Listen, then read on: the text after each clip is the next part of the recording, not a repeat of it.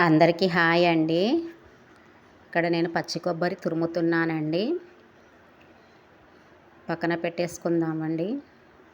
2 క్యారెట్లు కూడా తురుముకుందాము. క్యారెట్ తురుము కూడా పక్కన పెట్టేసుకుందాము. ఇక్కడ క్యారెట్ తురుము, అలాగే బీన్స్ సన్నగా కట్ చేసి తీసుకున్నానండి. ఇక్కడ కొబ్బరి తురుము. బీన్స్తో ఒక మంచి రెసిపీ చేద్దామండి.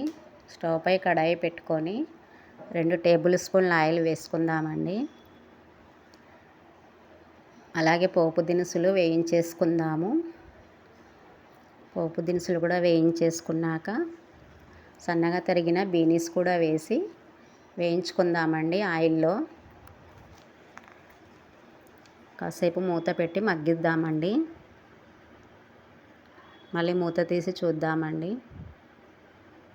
కొంచెం మగ్గాక క్యారెట్లు కూడా వేసేసుకుందాము. క్యారెట్ తురుము కూడా బీన్స్లో అంతా కలిపే వరకు కలిపేసి పైనుంచి మళ్ళీ కొబ్బరి తురుము కూడా వేసుకుందామండి. కొబ్బరి తురుము కూడా కలిపేసుకుందామండి.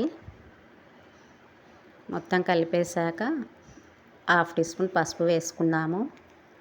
అలాగే రుచికి సరిపడా ఉప్పు కారం వేసుకుందామండి. మంచిగా చక్కగా కలిపేసేసి ఒక గ్లాస్ వాటర్ వేసుకుందామండి.